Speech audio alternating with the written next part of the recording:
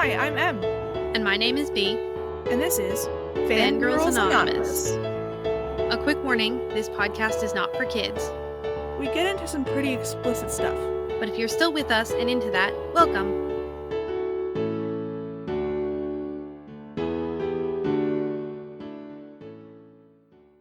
Aristopus and Withercrown, or Ari and Witty, which is what we'll be calling them this episode, are two people in fandom that write fic, draw fan art, and live and breathe fandom every day. As men, they have a different perspective than most, as they are in the minority in a female-dominated space. We are interviewing Ari and Witty today to not only get their perspective as men in fandom, but to talk to them about their love of fandom and why they think men don't tend to gravitate towards fandom like women seem to. Welcome to the show, Ari and Witty. Thank you. Hello. Thanks. I'm super grateful that you guys said yes to doing this because we want to be able to introduce lots of different perspectives on this podcast, not just the white, cis, hetero, female voice, right? Sure, absolutely. Yeah. I'm really excited to be here. I love what you're doing with the podcast. And thank you I'm very really, much. really happy to be here. Yeah, well, it's going to be fun. We have a lot of questions for you. And it looks like we have some fun recs for the rec corner later on. I'm really excited to talk about those. Mm-hmm. Yeah, absolutely. Well, hopefully we have a lot of answers for you. Oh, yeah. Don't worry. Just speak, and that's okay. Everything's fine. Hi, Bea. You're also here. Yeah, I'm lurking in the background as per usual. Okay, so we have some questions. Just first off, opening, how did you guys get into fandom? Oh, man. I mean, I've been in fandom for almost 20 years now. So when I try to describe which fandoms I started out with, I'm probably going to age myself a little bit. I got into fandom initially when Lord of the Rings came out, I would say. So very cool. Quite a while ago. And then the other one was probably Smallville, which was very, very gay and very, very popular. Oh man, we really should do a Smallville episode because I haven't read any of the fic, but like I have watched so much of that show. I've watched all of it, and people just really shipped Clark and Lex the show so made much. Yeah, the show really went out of their way to make it quite a charged relationship, I would say. He just keeps drinking these really fancy water bottles and looking at this farm boy. I mean, I know that sometimes when someone's trying to write like a kind of a rivalry, yeah, that they want that emotional intensity. Yeah. But so often it's just so gay. Like it just because like your average straight man is not gonna have that level of emotional intensity towards someone they supposedly end up hating, if that makes sense. Yes. I mean they could, but it would be weird. You could call the Smallville episode Farm Boys and Fiji Water. Yes. That should be the name of an author on AO3 if it isn't already. Oh, that's true. Maybe I'll snipe that one. You need to snipe it right yeah, now. That's fantastic. All right, you need to snipe it. So I first got into fandom. I'm a couple years younger than Witty, so I've probably been in fandom for about 15 years all told. And all of my first fandoms were, in the mid to late 2000s, very cringe anime fandoms that I'm not going to ever admit to having participated in. But I've been into various fandoms over the decade and a half. In terms of how I got into Star Wars, it's kind of a funny story because Witty actually originally introduced me to Star Wars when I was about 19 or 20. I had not seen any Star Wars, until that age. Yeah, you guys are really in the Star Wars fandom, like entrenched, essentially. Right now, that's almost exclusively, I would say almost exclusively our only fandom at the moment. Dang. But we've sort of been Star Wars casuals for almost the whole time we've known each other. And then Mandalorian Season 1 came out, and it was just kind of downhill from there. Same.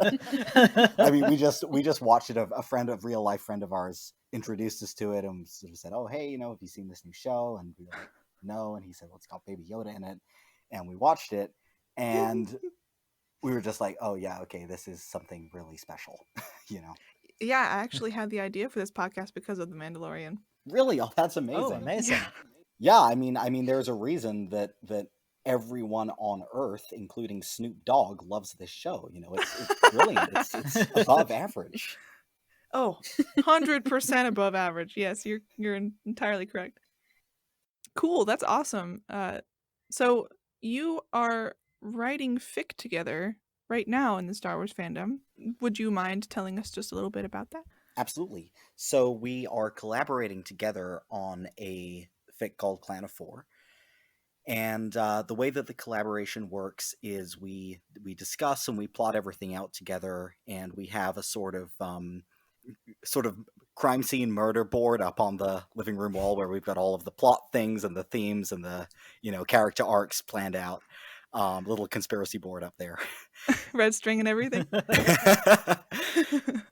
And then Witty writes the first drafts of everything, and then I edit those drafts, and then he takes a look at the final thing and makes tweaks right before we post. And then I draw as well, so I also draw the illustrations for the fic. So Witty's your beta? No, I'm Witty's beta. Oh, I'm sorry. Mm-hmm. I mixed them up. Yeah. So I do the first draft, and basically the way that Ari actually edits things is that he'll take the first draft, open up a new document, and literally, it's not that he goes through and just line edits. He will rewrite the whole thing, line for line, and then make any additions and flow changes. Oh. So it's really, when he does a second draft, it's not a small thing. It's definitely something that is very labor intensive. Wow, Yeah. okay. I rewrite from scratch. It's just easier to get a sense of the flow and, the kind of the rhythm and the language and dialogue, and it helps to catch things like repetitions and stuff. So it's sort of, I think in the long run, it's easier, and it's probably less work to type it all out from scratch again. I'm saying that to comfort myself. It's probably less work. Mm-hmm. How has that experience been for you guys? I've never spoken with anybody who has written a fic together and over time has updated it. So what's that been like? Are you guys man. we have to get that new chapter out, babe? Kind of a situation. oh, we're there. Trust me. Yeah. Because the thing is because I tend to write in big bursts. So I'm actually a good 30K ahead of where we're posted. Oh. So everything is kind of on Ari now because he has to do the edits and then he has to do the art. So for me, it's definitely hey, babe, you remember that 30K that you still have to get through? Babe, it's 3 a.m. Time to update Clan of 4.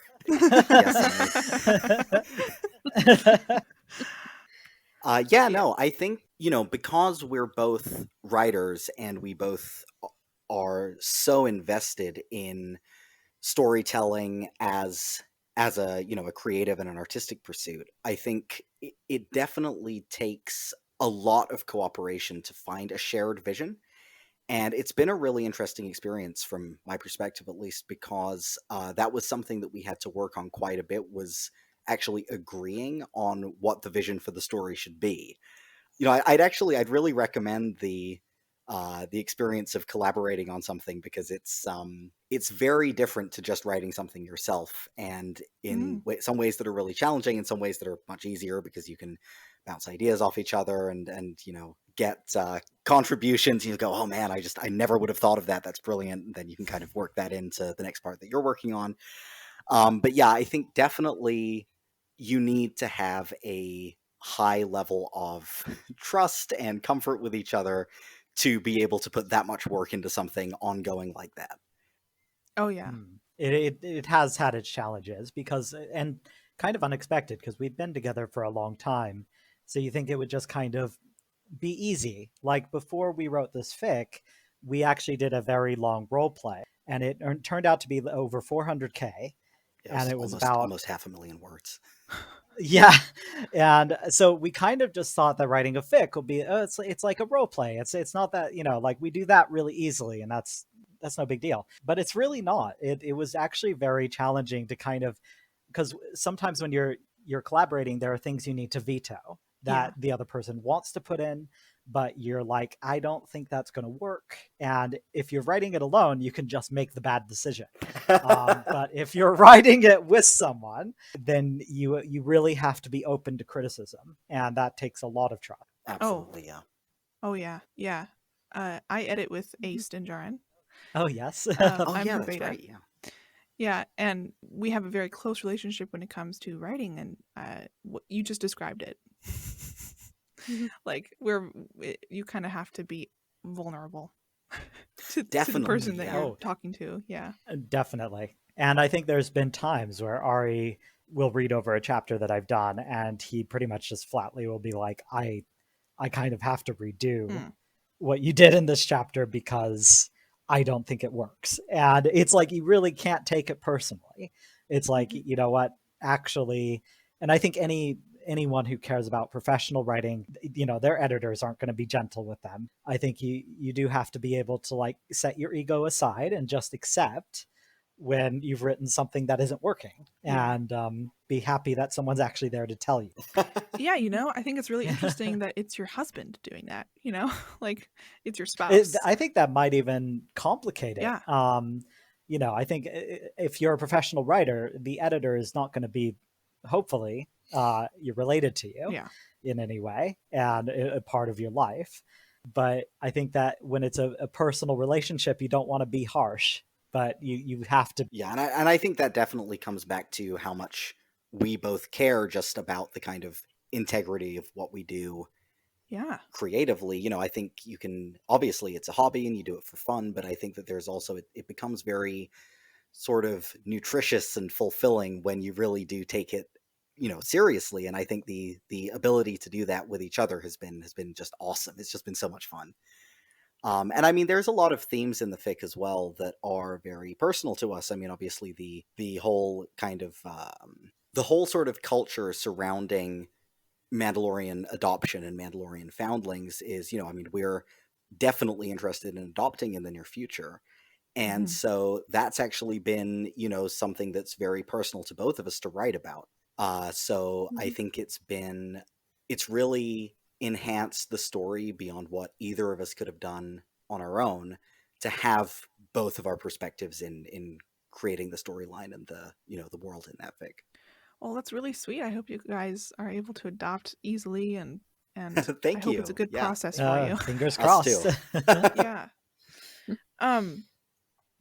So kind of getting into you being men. Oh yes. You noticed. And in fandom, we noticed. Being in fandom, I'm sure is it. I'm assuming it might be a different experience for you guys. I was just wondering, are people like generally welcoming or maybe unwelcoming in fandom spaces when they realize that you're men, or like do they treat you differently maybe after? I don't know. Like, I know it's most, like, it's 83% from, like, I looked up some statistics. It's like 83% women, and then like 14% non-binary, and then the rest are men. So it's like, I don't know. It's interesting. Are people welcoming generally? For the most part, they are. I would say that there are situations where you feel like, even though they kind of recognize that you're men, they kind of interact with you like you're a woman. And I think that can be somewhat of a difficult experience, because there are certain interest gaps and perspective gaps in because all the women in fandom are typically going to write men and are interested in male-male relationships.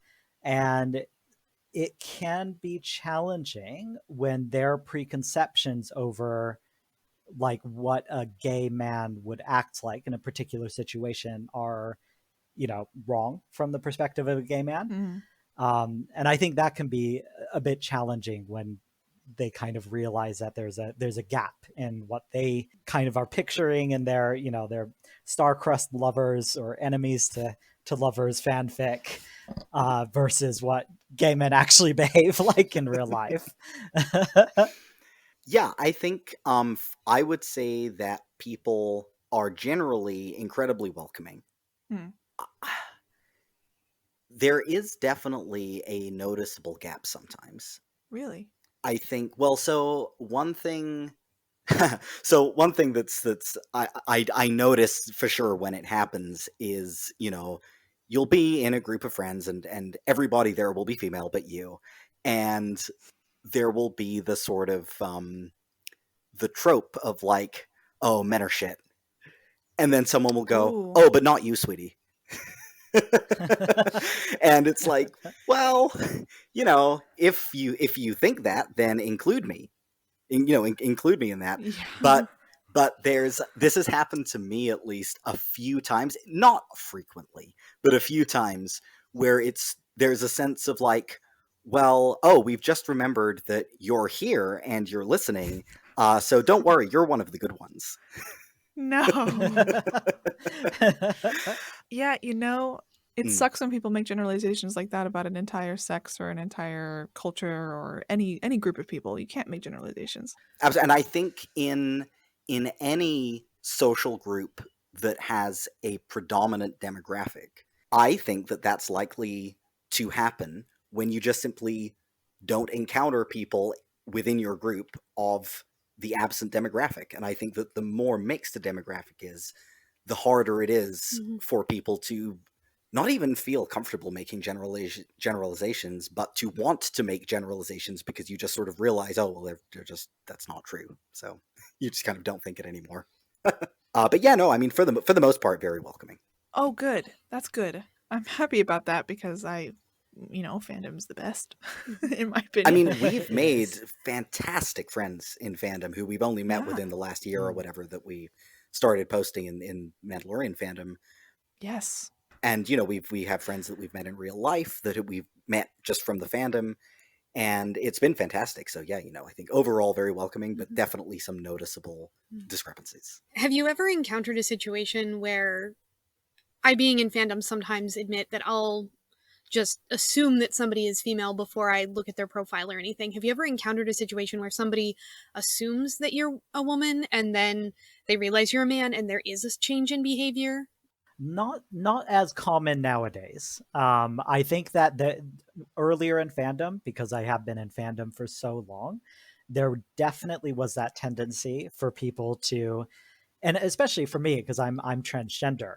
So my writing, when I'm conversing with people, very often I would come off as very feminine because that is an aspect of my history. It was, that's how I learned to express myself. And I think sometimes it would be very surprising to people that I was in fact a man. And I think that it's less of a problem now because there is such an emphasis on, like being aware of someone's gender before you talk to them or like assume. I feel like that there just is this habit for people in fandom nowadays to, again, don't assume your gender. I feel like that actually is quite internalized. So I don't come across it very often. Yeah, we have tried in this podcast to only use the pronoun they whenever we're talking about an author that we don't know the gender of. That's And very most of them. Mandalorian. I admire that. It is very Mandalorian. Yes. Mandoa, that's how they talk. Yeah. It is. But yeah, what do you think, Ari? Yeah, I can't think of a time when there has been a sort of explicit readjustment of expectations.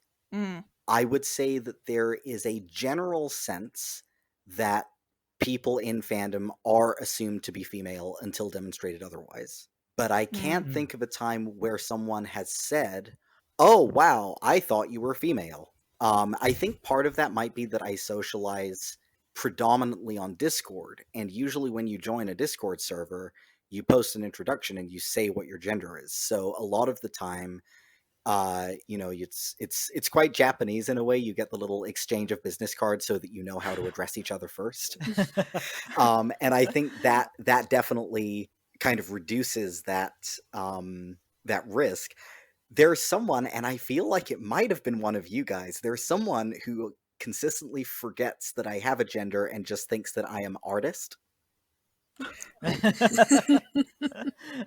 And it was in a one of the servers that I'm not so active in anymore, but there was someone, and every time it came up, it was just, oh, I always forget that Ari's a man. I just think of him as capital A artist.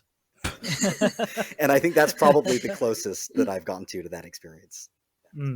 I think, if anything, the one thing that can get some kind of negative feedback is if you withhold your gender or pronouns. And I think that I've noticed that in fandom. People don't like it when you don't share your pronouns and can find that somewhat offensive. And I don't really get it, but I have definitely noticed that being more of a problem than people misgendering you. Oh yeah, that's ridiculous. Like, don't feel pressured to give out more information about yourself than you are ready and willing to on the internet. Oh, absolutely. I don't know if you guys ever saw that post going around on Tumblr a little while back, where people were talking about what information to put on a card, CARD. Yeah, I saw and it. Where they were like, just the basics: your age, your race, your general location, your sexuality, your gender, your triggers, your mental illnesses. It was like, what? Just the basics. You have to pay me to get any of that information from me. What? We are anonymous on this podcast. I'm M and Bea is B, and everybody who comes on here uses their pen name, their online name, you know? So it's like, we as a podcast are trying to make sure that the anonymity, like, part of the internet kind of continues a little bit, and that is a lot of fandom too. Absolutely. I really appreciate that that's the approach that you guys take. I respect that. I think it's really important to do. Yes, it's incredibly important, because there's an entire generation of kids that are used to putting everything and anything online about themselves. And I think that B and I were kind of the last kids to not do that. Absolutely, you know? Yeah. So, and I'm older, so it's you know, for me, it is a bit like I find it very difficult, because like when you look at someone's Tumblr, very often they'll have their DNIs, and in a big way, I'm just like, you're advertising to bullies what they're going to bully you for. Absolutely. It's like, you really shouldn't share that. I have DNIs, but I'm not sharing it because I don't want anyone to know what they are. Well, yeah, I mean, if sense. I'll just block people. You just block quietly. people, right? Like, exactly that. Blocking is a skill you need to have on the internet. Oh, Yes. yeah. Actually, I've never blocked anybody, but I don't ever get hate or bullies or anything, so I don't know. I honestly, I block for all kinds of reasons. I think I consider it like a mental health thing. Not even people who make me upset, just if I don't like their posts and I keep seeing them, you know, whether they're political, which I very much steer clear from on Tumblr, then I'll just block them, not out of any malicious reason, just to, you know, keep my space nice and clear and fandom related. Oh, so. It's boundaries. Exactly. Absolutely. Yeah. I have a very Marie Kondo approach to blocking. I regularly con Marie my dash. If it's not giving you joy, if it's not giving you the, then don't do it. Yeah, thank it for teaching you that you don't like that thing, and throw it directly into the garbage. Yep. You're trash. You're trash. Okay, so this is a question. So has being like gay or trans men changed your experience in fandom spaces? And has that change, if you have had a change, been a positive or negative one? I think that there are some things that I find uncomfortable in fandom that I don't even necessarily think are bad, but I think a lot of women are into fandom for kind of sexual gratification. So they'll write porn, they mostly share porn scenarios, that sort of thing. So it has a little bit, because I think that there are certain, you know, fetishistic things in fandom. There's, you know, people who are into it for, let's say, ABO, or just purely writing PWP, that sort of and if it's something that's about gay men written by, you know, a woman, it it's not like I disapprove of it at all. I just find it inaccurate, and it kind of breaks my immersion, if that makes sense, because it is a fantasy. I mean, there's nothing realistic about ABO, so I don't even need to say that. The people writing it know it's unreal. But I am very uninterested in the side of fandom that is into things like PWP. I just don't find it fulfilling to read or to participate in. Yeah, I've noticed something quite interesting, which is that we have tended to gravitate towards a lot of Ace fans socially.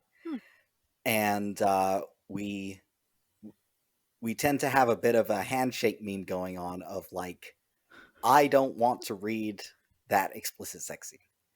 Handshake. Yeah. I think, And like, I think the best... Oh, go ahead. well, okay, sure. This might have been what you were going to say, actually. I have mild telepathy with my husband because we've been together for so long. So I'll say the line. So I think...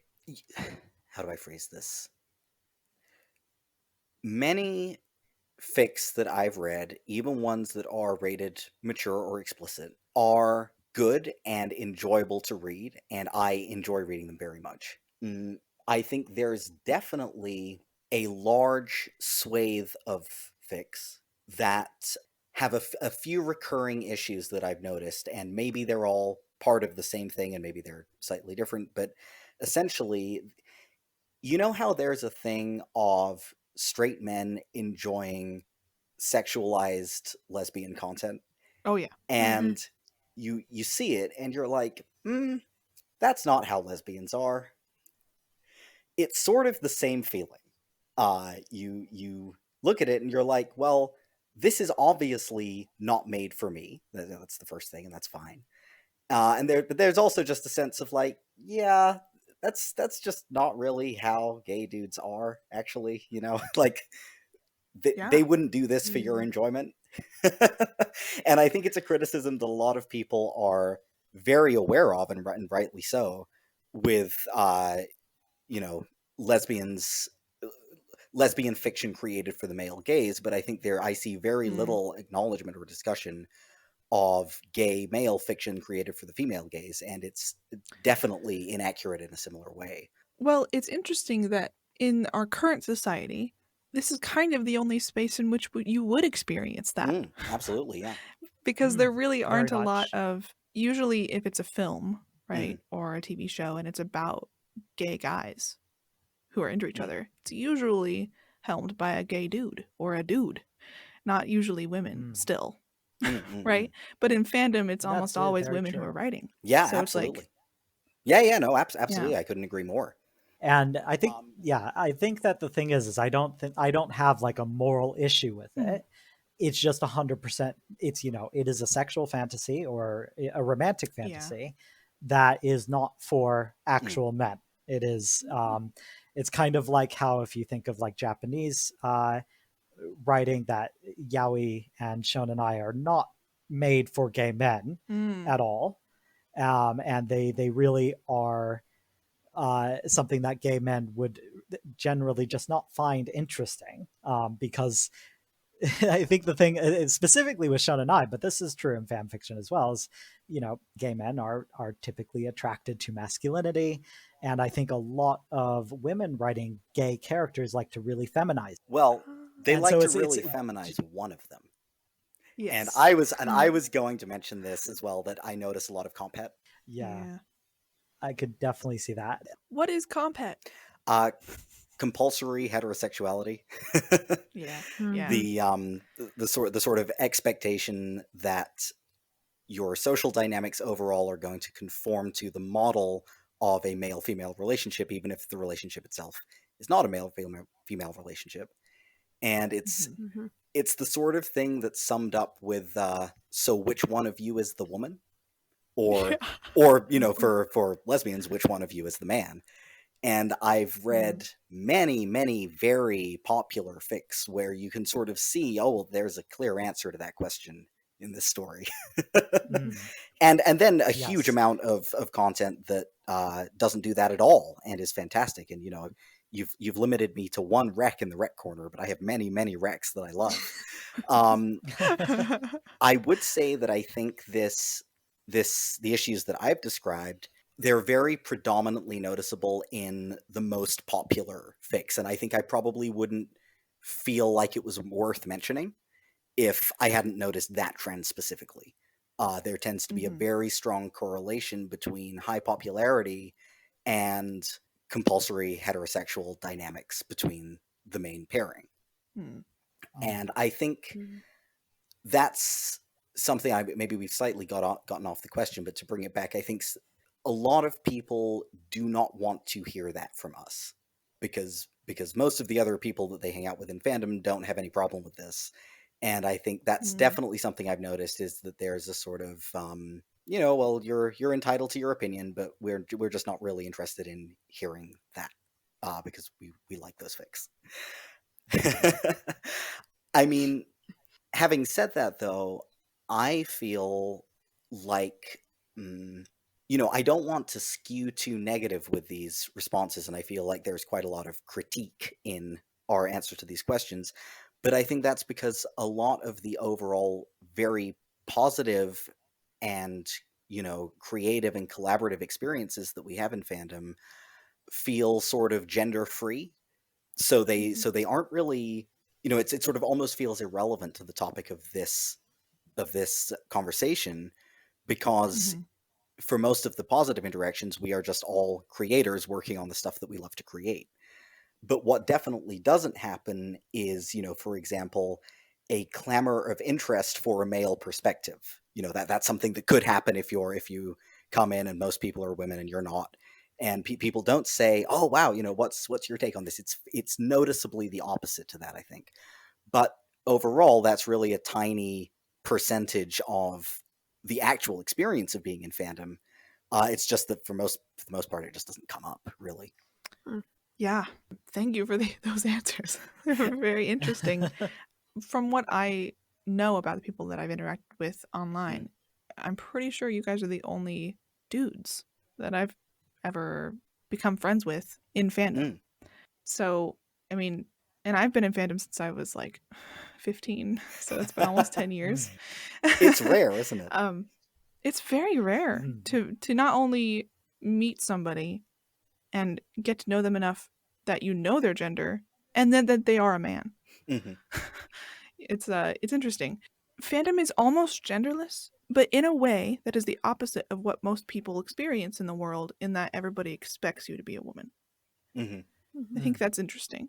I'm sorry you've had to deal with some people that aren't cool. Oh no, I mean it's fine. It doesn't there's a huge number of people, and I mean you're going into servers with hundreds or thousands of people. I mean, I don't expect flawless interactions ever, on any level. No.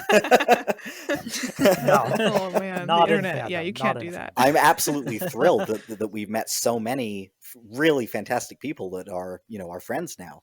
I think that statistically that's probably a much better ratio of cool people to everyone else than I find in most social groups. Oh yeah. You guys, Mari, Sola, and Ace have just become such good friends. Oh, that's so sweet. I know, it's crazy. Yes. I didn't even know you guys before June last year. And it's crazy, isn't it? Because then you sort of you get to know each other, and you just like, this person is just sort of a permanent fixture of your life. You're just like, oh yeah, feels like I've known them forever. I sort of expect them to just be around in my social group. It's amazing how quickly it can happen. Yeah, it's pretty awesome. So, why do you think that fandom is female dominated? I don't think fandom as a whole is female dominated. Mm. I think this particular part of fandom is female dominated, and I think the interest, and I think the thing is that not most, but a large swathe of women that are into fandom are into it for the same reasons I am, is they are big romantics who like, to read romantic relationships. Like, it can be heterosexual, but often male. But men are definitely very much into fandom. They just have very separate ways to express it. It's not through fanfic. It's, you'll see a lot of people on Reddit discussing fandom. I know Game of Thrones had a huge, pretty male-dominated fandom on Reddit for a long time. So I think it's kind of self-selecting. It's they separate out depending on what aspect you're interested in. I guess maybe then the question is, why do you think that women tend to gravitate toward fic instead of men?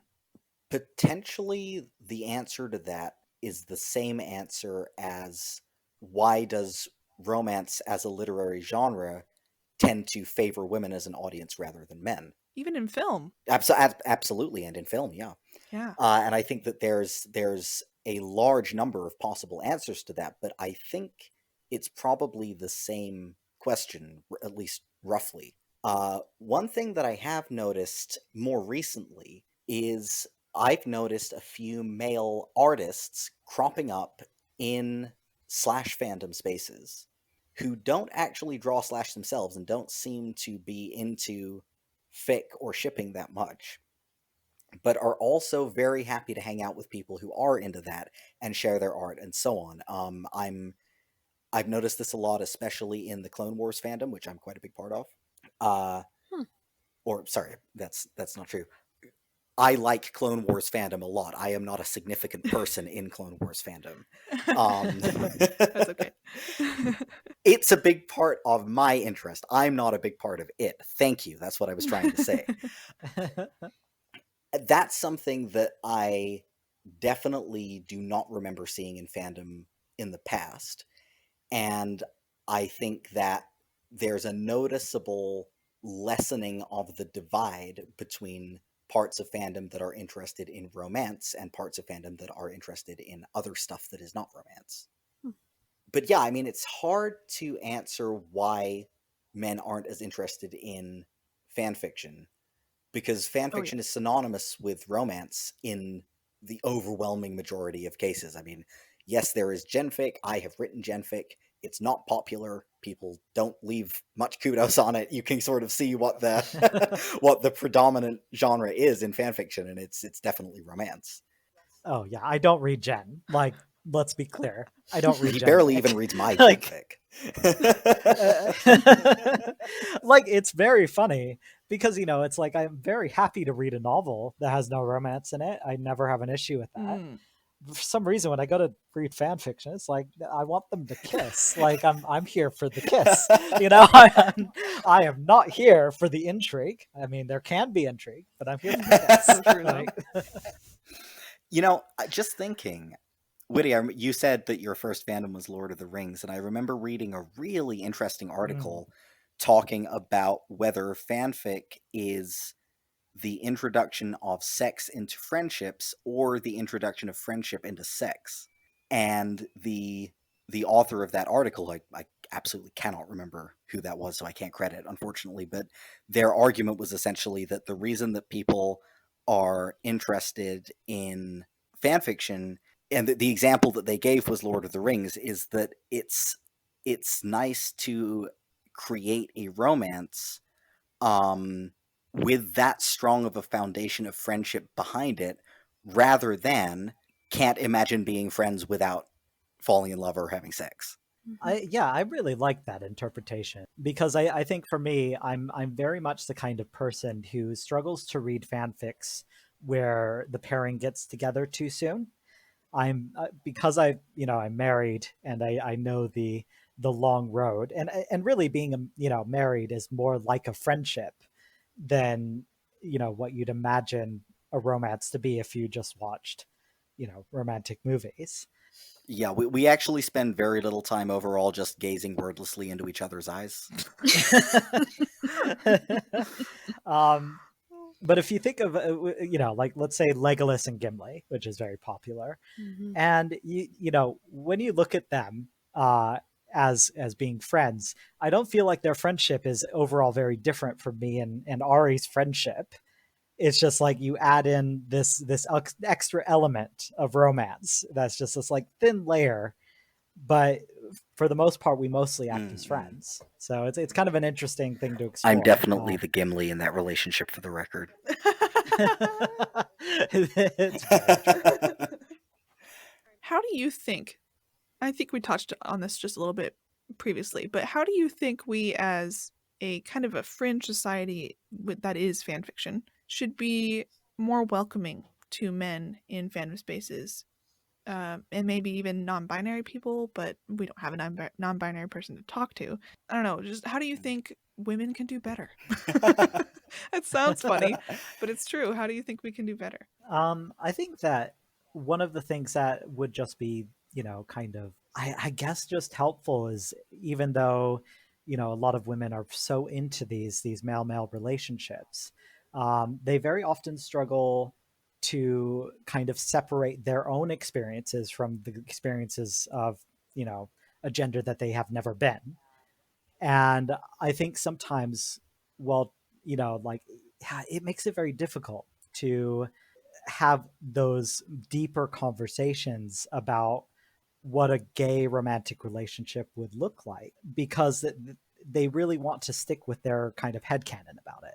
And I think the thing that would be just more welcoming is more curiosity from a male perspective. I would really love for more people who are into fan fiction to ask men, if they have them available, would a man actually act like this in this situation, generally speaking? How would a man feel about this? How do men express romance? How do they express grief? And they're very often different answers than how a woman would answer. So I think being more curious would probably be the thing that, I would love to see. The thing that I would love to see is maybe a sort of counterintuitive answer. Write more women. Yeah. One of my favorite ships is the Armorer and Ahsoka Tano from The Mandalorian. And That's such a good ship. thank you. And I woke up in a fugue state last summer with this idea fully formed in my head, and sat in bed and wrote 7,000 words immediately upon waking up. It was a strange experience, but I like a lot of femslash, or I don't know how to pronounce WLW. I only know how to type it, and when I think of it, it sort of comes out as like. And I don't know how to say it, but I guess I love writing lesbian romance and lesbian relationships as much as I like writing straight romance or gay male romance.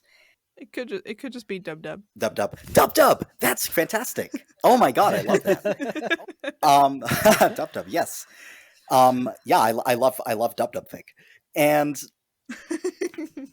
I've noticed very often with female authors, I'm reading the fic, and I'm like, I can see that you want to be writing a woman here, and it feels pretty squicky reading this with two guys, because you are really forcing one of them into a female and a feminized social role with his love interest. But if you would consider also being willing to write female characters, this could be a fantastic story. And it would no longer feel squicky, because it wouldn't feel inappropriate. It would be like, yes, there is a feminine perspective in this relationship, and that's fantastic. And it's kind of amazing to me that in a fandom that's 83% women, I think you said, femslash is so unpopular. No one wants to read it. It is so unpopular. But by the way, that those statistics were from 2014 or 2015. I couldn't find anything newer. Wow, really? So it might be different. Yeah. Well, I mean, but in any case, we agree it's a female-dominated space. It is. Yeah. And I think that actually sort of surprises me, that there's so little interest in reading about women or writing about women when the audience is predominantly women. And I would love to see people taking a little more interest in things that aren't just male romances, if you are interested in writing something that isn't quite that. Well, I was also looking at other statistics when I was looking up that stuff about gender, and they had, this is all by AO3, by the way, in 2014, 2015. Bless AO3. And at that time, I know, I love AO3. They also polled sexuality, and 32% were female heterosexual people, and that was the largest slice. That's of the pie. Statistically significant. Yeah, 1/3 is huge. Yeah, that's a big piece. And I think, if you are heterosexual, maybe you don't want to read about two women, maybe falling in love, that sounds cool, but maybe not like, the porn with it. But for everybody else, there's a third, but then there's 2/3 of everybody else who right, yeah. ostensibly might be interested in it, right? And that, it feels like there should be more femslash. It There really should be more does. dub. It really does, yeah. I think it is quite funny as well, because Ari is not bisexual. He is 100% gay. Yeah. But he really loves this pairing. And I think that, it is interesting to kind of see, because there's like a lot of lesbians I know who really only write male slash, and I'm just like, ladies, please. Yes, it's like, come on, we have some good fem slash here, and and it that is a question I can't answer. It's always kind of perplexed me that women or female characters are so often unpopular in fandom. I know. It's very strange, and or villainized if they're a romantic partner. I remember a million years ago, embarrassing. Let's talk about embarrassing fandoms for a second. When I was into Phantom of the Opera, so very embarrassing. And I would read, Phantom and Ralph, because why not? Because that was the only option. I mean, there are only 3 characters in Phantom of the Opera. Yeah, more or less. So, sometime the Persian, if you read the book. Which yes. Is, that's a whole other can of worms. But anyway, so you had them, but very often in the fics, and I would say this happened at least 50% of the time, Christine was cast as a villain, and it was like, you don't need to do that, you can do something else. Like, this is very weird. It feels very like sexist towards her being into one or the other. I mean, she barely even wanted to date the Phantom. It's like, it's not necessary. I think yeah, she thought he was her dad, I think. Oh wow, really? Yeah, I don't know Phantom of the Opera very well. Yes. Well, yeah, and I mean, in all of the old, like, the super cringe anime fandoms that I was in, when, GeoCities websites and Angel Fire websites were a thing, and people would make little, like, hate shrines to the female canon love interests in the anime. Oh, yes. And I think I was never in the supernatural fandom, but I did hear that when female characters were introduced as love interests, that they were very systematically bullied, and until they left or got killed off. Just speaking as a gay man, by the way, I don't need that to happen. I don't. Yes. That doesn't make me feel represented in television, just for the record. Yes. The other thing that I would say that sort of just occurred to me, I mentioned that a lot of our friends are ace. I think this is tangential to the question of how to be more welcoming to men, but I think it is part of the answer. I think that one of the things that makes us click so well with ace fans is, as I mentioned, that we are all kind of not so interested in reading the standard sex scenes that occur in M and E rated fanfiction. And it's difficult because there's an incredibly strong bias in fandom to only be interested in fics with an M or E rating, and often only fics with an E rating. Even if you're not writing gen, even if you're writing romance and it's got a T rating, it will affect whether people even click on the fic at all. And, on the one hand, I think this gets into, well, obviously a significant part of the purpose of fanfic is for people to read that kind of sexual content, and that's obvious because people vote with their feet, and that's clearly what they want to read. But I think, and I don't necessarily think that there's even a value judgment there. It's like that's a morally neutral fact. It's fine to do that. Mm-hmm. I think that there's a minority demographic in fandom which I have noticed often comprises men and asexual people, and anecdotally I would say quite a large proportion of non-binary people, but that's completely from my own sort of instinct and personal impression, where we aren't interested in writing the kind of sex scenes that people typically expect. And, we are less interested in writing top and bottom dynamics, which almost governs the whole character archetype in a lot of parts of fandom. It's what you establish whether a character is a top or a bottom, and your answer to that question determines how you will write their personality. And I think something that I would love to see in fandom, and maybe fandom doesn't want this, and fine if that's the case, but something I would love to see is a bit more diversification in terms of the kinds of stories that people are willing to give a chance to, including ones that maybe don't have explicit sexual content. This has definitely been a frustration of several ace writers that I know who don't want to write sex and just feel that their work kind of gets completely overlooked because they're just never going to put an M or an E rating on it.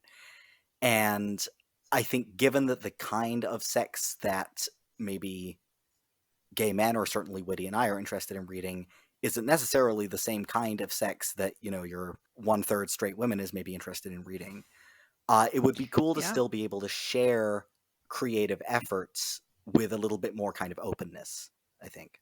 Definitely. I think it's really interesting that you two have glommed onto ace people more in fandom, just because you guys, like you said, don't tend to want the same types of porn as other groups, right? Or even story, right? Like even types of stories, maybe. Oh, absolutely, yeah. And I think that there is, in terms of a lot of fics, I remember when I wrote kind of broke into this fandom with a long fic, and I did put an M rating on it. And I think I remembered that I'd put an M rating on it at the 75K mark, where I was like, oh shit, I need to put a sex scene in here, or else, I've been like gaslighting everyone into reading this fic. And it was really weird, because it's like I was less, comfortable with myself in fandom. It was the first fandom I've been in a long time. So I was like, okay, well, the standard is that, you build up the romance, they get together, they have sex, and that's the expectation.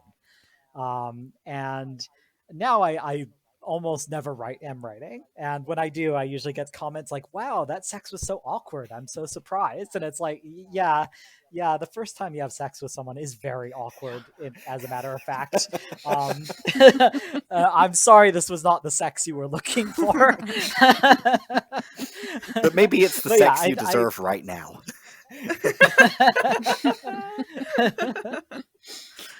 Oh man, yeah, realism though in fic. If you're trying to have two people fall in love, then that's what's gonna happen, right? If you're trying to be realistic, they're gonna have awkward sex. I think realism for realism's sake doesn't confer any kind of value on a story, but I think that there's definitely a crossover between something that you could call realism and what the reader may or may not want to identify with. And I think maybe part of what I'm sort of talking around, it's not just, oh, that would never happen in real life or whatever, because, that's the whole point of fiction. Stuff can happen in fiction that doesn't happen in real life. So that's not a real criticism. But it's, who is identifying with what? If I'm unlikely to want to identify with either half of a stereotyped top-bottom couple, because neither of those form part of any experience that I've ever had in terms of what it is like to fall in love with somebody. So it feels shoehorned and strange to me. So like the experience that these characters, who are supposed to be representative of gay guys, are not representative of the experiences the actual gay guys have. Absolutely. Yeah, absolutely. Okay. Yeah, I mean, it's possibly TMI, but probably the opposite. It's like, I don't think I've ever been a top or a bottom in the way that, seems to be prevalent in fandom. Like, the very idea of it seems very strange. It's like, do you only do one thing during sex? Is that the expectation? It's is it like you only ever take one kind of role? That's weird. Yeah, boring. I mean, I don't know if I know. I don't know if I've met anyone in real life who is unironically a top or a bottom. It's something that you joke about, and Yeah. it's something that you can maybe use as a sort of shorthand, but it's not real in that way. At least, certainly for my experience and the experience of any of the other gay guys I have ever known. That's not to say that there aren't some people who will read it and say, "Oh yeah, this is exactly something that I would relate to." I'm sure that people are incredibly diverse and there must be some such people, but certainly for any of the people we've known, it's sort of taking something that is at best a shorthand and at least a joke, and taking it very seriously and like a sort of determinant of personality. And I think that like things like ABO are probably like the extreme of that example, where it is, and I actually kind of mind that less because it is such a fetishized thing. But it definitely is the extreme version of, tops and bottoms. And again, I don't think that really factors into the identity of most gay men. Yeah, I was just about to talk about the concept of like subs and doms, which is part of the BDSM community. So it's like that's an even different, smaller community in itself, right? Yeah, it's interesting. It's really fascinating hearing your guys' perspective on all of this. Oh no, that's fantastic. And I think that with subs and doms, and because I've had friends that have been into BDSM very seriously. And I think it's still not really a part of their identity at all. It's really something that when they're in that scenario, they're creating a fantasy, and that fantasy does involve tops and bottoms, as a matter of fact. But it is a very it's a very uncommon scene to be in, I think. Well, and also, my understanding is that within the BDSM community, subs and doms, it's a negotiated preference. You participate in BDSM. 24/7 power exchange is very unusual, and for the most part, people who are into BDSM it's not something that is a part of your life constantly. It's not something that is a part of your personality or your day-to-day goings on constantly. It's something that you do intentionally in a blocked out period of time with a playmate or a partner, and it's heavily negotiated. So I think tops and bottoms and subs and doms, for my understanding, are two very, very different concepts, Yeah, absolutely. It just reminded me of that other kind of, I don't know, dichotomous pairing. Oh yeah, definitely. Yeah. Yeah, it's interesting actually the difference between top and bottom versus sub and dom. It would be an interesting conversation to have. Oh, they're not synonymous, Yeah. People sometimes use them interchangeably, but they're really not that they're different in certain aspects that are important. Yeah, and I think the thing is like dom and sub is a thing that exists more tangibly, I think. Because like I said, I've definitely met gay men that have a preference for one role or another, but it really does not inform their personality. And I feel like in Fix it really does. You will have the man that is kind of being protected by the other man in a very kind of stereotypical traditional way. And that they're the ones that they will like cry during sex or something, and it's you'll see the and things like that, and it is very weird. And I think that the thing is that I notice in Fix is that men really do take pride, or they care about their masculinity. And I think that because a lot of fics are being written by women, they don't really have that element of being proud of yourself for masculine interests or behaviors or ideals, that a lot of men take very seriously, that they want to be, so this is actually kind of a little bit of an aside, but when in therapy, that a woman who is going through a lot of emotional turmoil will often want to feel that she is supported by a larger community, and will want to feel that she has the kind of like, that people really understand her. And they found that men during therapy, what they kind of long for is control of their situation. And so they can go through the same emotional problems, but the desired outcome for them can be very, very different. And I think it's such a nuanced thing. It's very difficult to describe or even think about explicitly. And frankly, if I was writing a woman, I would have to really consciously think about, a female perspective. But there are times when I'm reading fic where I'm just like, I don't think a man would feel comfortable with this sort of, expression. Crying is something that I think me as a man, I do cry, but it is something that I will do very sparingly, and I don't like to do it in front of other people. It's just something more private. So it is weird when you read fics that have an excess of crying. I just don't read a lot of fic the way you described. Like when I find a pairing, I almost always gravitate toward fic where they are able to protect each other in different ways. Yes. And I just that's what fic is good for, because like literally so much media out there between a man and a woman is like one is saving the other all the time.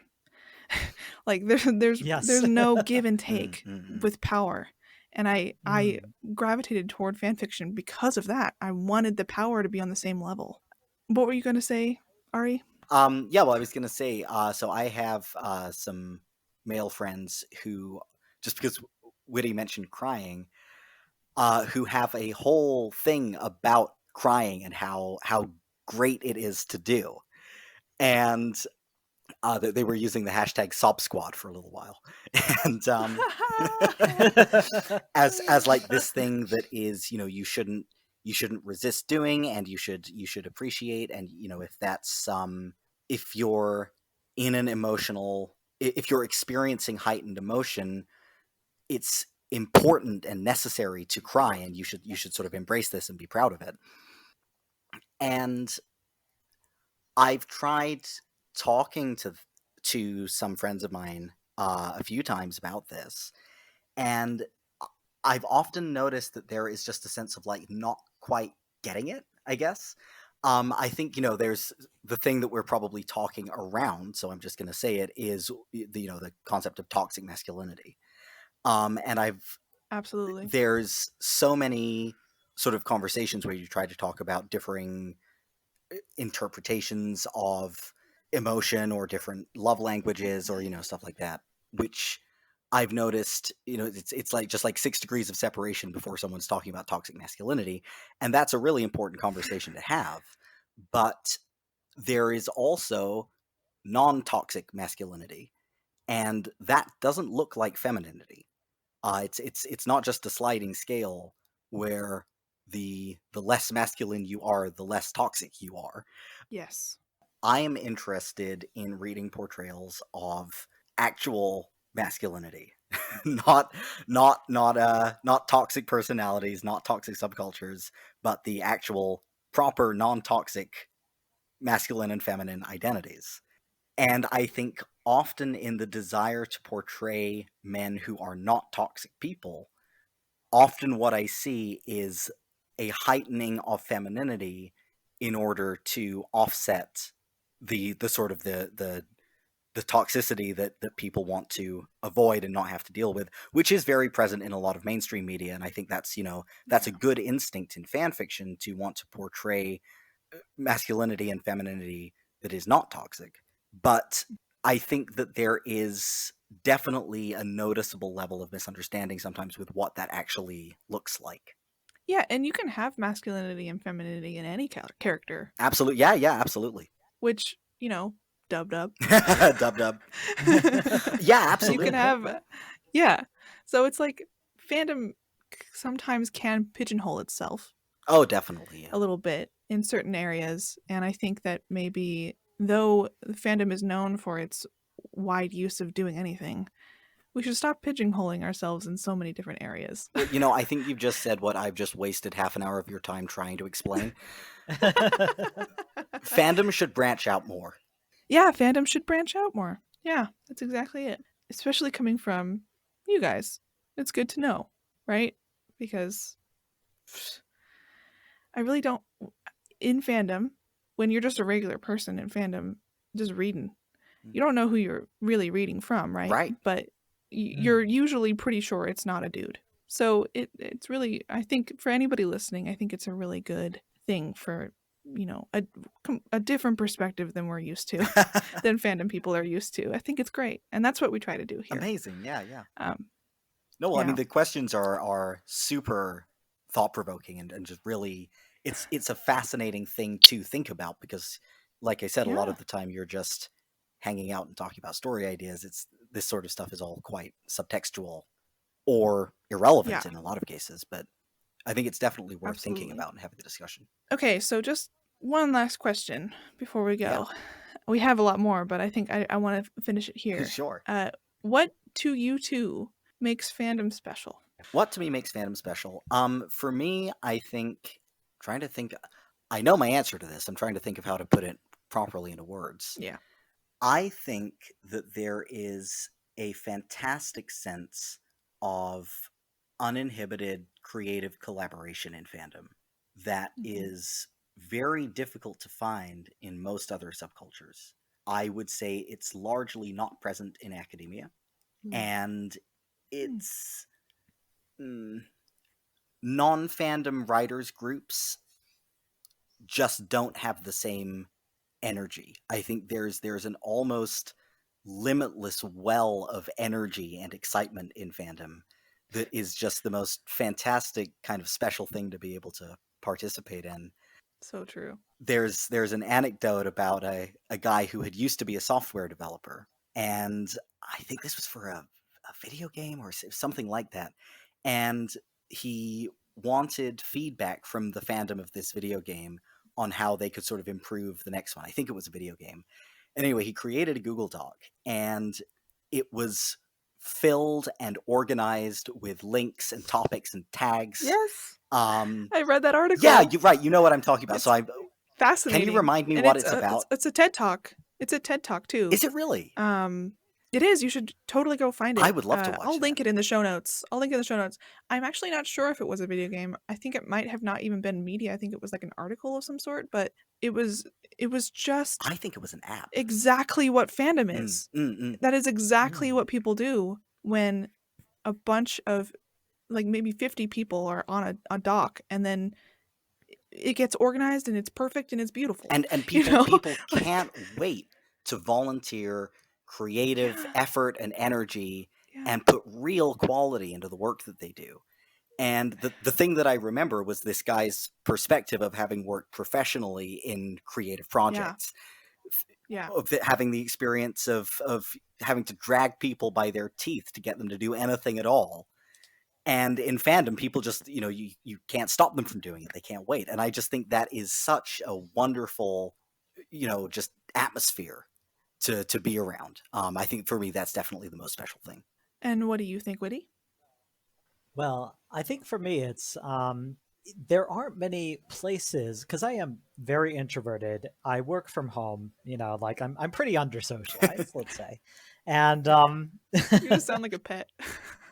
Yeah, I know. I just hang out at home, and I'm on my laptop doing. I mean, COVID kind of set the precedent here, but I think for me, it's fandom is a place where I can kind of just be unapologetically into the thing that I'm into.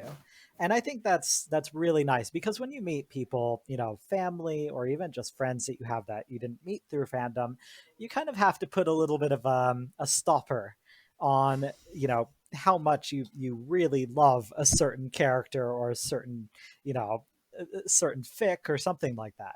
And I just love that in fandom, you can just be yourself. You can just go and be insane about Star Wars to the highest degree without any sense of judgment or having to kind of conform to, any social norms.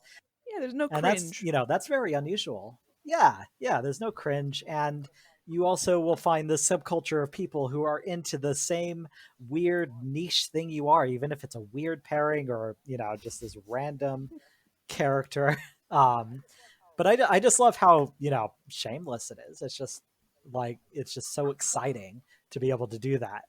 Yeah, it's shameless. And sometimes Yes, that's in the best most way. of the time that's really good, but otherwise they're just like, oh my god, that squicks me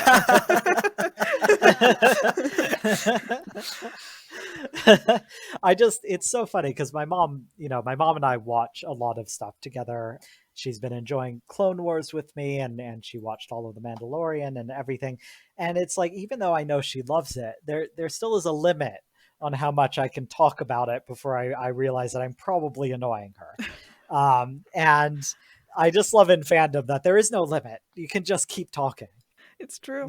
It's so true. Yeah. Yeah, I mean, everybody gets on that Discord and it's like, Star Wars, this is amazing, oh my god! Exactly. Oh, I mean, absolutely waking up to 641 new messages. You're like, what? Oh my god. Group Yeah. chat bopping last Oh. night. It's so good. It's so fun to me. It's also niche things as well, because I've been writing, very unpopular pairing or rare pairing. I don't know if it exists, but it's Thrawn and Anakin. And I've been writing it in the style of kind of like Russian romantic era literature. And it's a very niche specific thing that if I tried to explain this to anyone in a normal context, they'd be like, what are you doing? Like, what is going on in your life? And yeah, it's like you can share this extremely like, rare, odd little thing to someone who may not even be into that pairing. They're still going to want to talk about it or hear your perspective. Yes. And that's cool in fandom. Like, that's just an interesting thing. Well, thank you guys for asking or answering that question. Mhm. Yeah, we have more, but like we've been talking for so long. Maybe we should do a part 2 eventually. But I think it is time for Red Corner. I will start just first off. So this is The World Won't Wait Till You're Older by Kathkin. Just came out a couple months ago at the time of this recording. Holy shit. It's so good. It's in the Shazam universe. And I actually read this fic before I watched the movie because I just hadn't seen the film. And actually, Aistin Jarin was like, this is really good. You should read it. And I'm like, I haven't even seen the movie. She was like, I haven't either.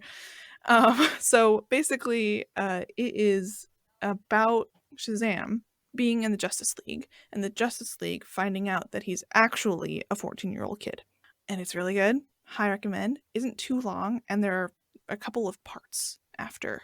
So go and read to your heart's content. It's really a sweet fic. So my rec this week is Fourth Floor by Dirty Binary, Mythborian, and Pokalo. Sorry for if that is not how that's pronounced. I'm doing my best here. It is in the Avengers fandom. It is Stucky, if that entices anybody or repels anybody else. It's set in a AU where everything is magical, and Steve never got the serum. The serum doesn't appear to exist, and he desperately wants to be a magic person. I'm gonna call him a wizard, although I can't remember if that's exactly what he's called in the fic. He is really, really bad at magic, though, and he's also dirt poor. So he ends up in this sort of low-income housing with a whole bunch of other strange people, including Bucky. And Bucky is arguably the strangest one of all, because he's just sort of there. He doesn't appear to be a tenant. He's not really the manager, but he sort of takes care of everybody. And so you have Steve desperately trying to be good at magic he's not good at, and the mystery of who exactly Bucky Barnes is and why he's in this apartment, and it ends up being really, really cute. I'm not going to spoil it, but it's got a great twist at the end. I forgot to say that my fic is Gen. There's no romance, which is rare for me. I don't tend to read a lot of Gen, but it's really good. That sounds really good, B. So Witty and Ari also have some recs for us today. I can go ahead. Whoever wants to start. Okay, I will start. So my rec is one of the first fanfics that I read in the Star Wars fandom. It's called The Ideal at Your Mercy by Maderilien. And so Maderilien actually became one of my best friends because I read this fic and I left a giant comment, like absolutely going insane, because I had so much love for her work. And I think it absolutely just like floored me how amazing her writing was. And so the fic is it's kind of pre-slash. She's ace, so she doesn't usually get to the kissing. There's usually just a lot of tension between the characters, but it's technically Boba Fett and Vader. But really, the fic is kind of about Boba Fett meeting Rex and, his own identity issues as being a clone, that he at first feels this intense resentment towards Rex. And then gradually throughout the fic, I won't spoil it, but he begins to have some very strong feelings when he kind of recognizes his own loneliness. And so, I love fics that have identity issues like that, and clones are absolutely rife with it. Like, they have so many identity issues that are so much fun to read and explore. So definitely high recommendation. So my rec is Slake by Aiden, and it's an Armor Soka fic. It's a one-shot. It's about 2,000 words. And this fic is about that concept that was raised in Book of Boba Fett of the living waters beneath the mines of Mandalore. And I love this fic, and I'm also furious about it, because as she says in the notes, it's inspired by a fic that I'm writing, and she did my idea way better. And I just absolutely love everything about the atmosphere of this little one shot. There's so much packed into such a small space of just the deep significance of what the living waters might be, and the kind of how that resonates for both Ahsoka and for the armorer. The voices that she captures for these two characters, which are not easy characters to write, are just absolutely perfect for me. I just really, as a character study and as a culture study, I can't recommend this fic enough. I love it. Well, those were the recs. Thank you guys for wrecking something. Those sound really cool. Thank you for letting I love us. it that they're both Star Wars. I just want to say before we end, we are still doing our fic club. The fic that we are doing is Play It Again by Metisket. Ari and Witty, if you want to read it and send us stuff in the email, you can, because that's what people do. They read the fic and then they send us fun analysis and comments and jokes or whatever to our email, mandbepresents@gmail.com. We also have a Patreon. The link is in the show notes. If you want to be a patron, go ahead. It's there for you. If you don't, then don't go ahead. It's not there for you. So I think we are done. Thank you so much for being on this podcast with us. Next week, you're also going to be with us for a different episode, which is going to be cool. Yeah, thank you. Thank you for talking to us so openly about your experiences in fandom. Well, thanks Thank so you. much for That having was us on the show, both of you. so much It's fun. really so great to be able to discuss this stuff. And yeah, I for one had a lot of fun. Good. That's what we hope for. Okay, well, I think the episode is over. Yeah, so I guess we'll see y'all next week on Fangirls Anonymous. Bye!